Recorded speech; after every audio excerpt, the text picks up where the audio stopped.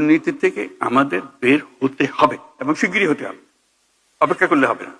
অপেক্ষা করলে এই আমাদের সমুদ্রও কোনো কাজে লাগবে না, আমাদের পর্বতও কোনো কাজে লাগবে না। আমাদের তরুণদেরকে আমরা জাহান্নামে ফেলে দিলাম, তারা কোন জাহান্নামে চলে আসলো। এটা কারো মুক্তি পাবে না। এই দুর্নীতি যে কত রকম, আমি শুধু দুই একটা বিষয় সম্প্রতি অভিজ্ঞতা অর্জন করেছি বলে বলছি। ইউরোপ আরব আমিরাতে গেলাম, সংযুক্ত আরব আমিরাত। আমাদের লোকের কাহিনী বর্ণনা করছিল তাদের অফিসে, বলছে আমরা তোমাদের কোনো ডকুমেন্ট আমরা বিশ্বাস করতে পারি না, এত ভুয়া। কাজের লোক হয়তো সে, কিন্তু সে সার্টিফিকেট নিয়ে এসছে মেডিকেল ডক্টরের সার্টিফিকেট। জলজন্ত আমরা দেখতেছি ডাক্তার হতেই পারে না, দেখা হচ্ছে ডাক্তার না সে, কিন্তু সার্টিফিকেট নিয়ে এসছে ডাক্তারের সার্টিফিকেট। ওই ডাক্তারের সার্টিফিকেট নিয়ে চাকরি নিয়ে এখানে এসছে। আমরা কতটা বাছাই করবো? আমরা লজ্জায় মাথা হেঁট হয়ে যায় যে আমরা এটা কিছুই করতে পারতেছি। আমরা চাকরি চাই, কিন্তু পরিষ্কার ভাবে চাই।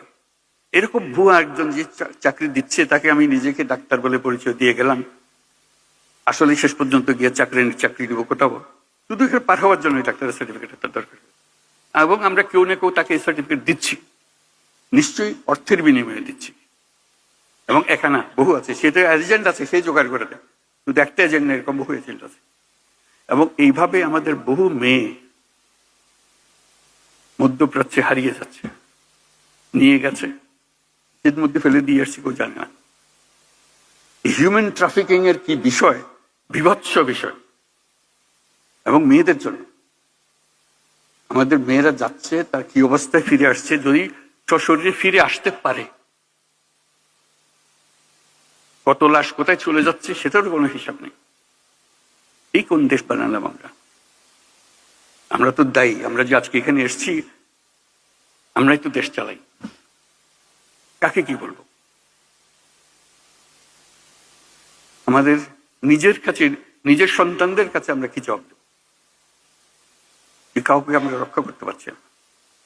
এই মৃত্যুর জন্য, এই ট্রাফিকের জন্য আমরা দায়ী না?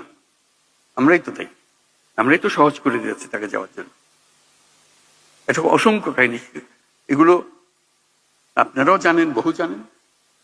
আমি একত্রের কথাগুলো বললাম যে এটা, এই ভীষণ রোগ থেকে আমাদের সারা গায়ে ঘা,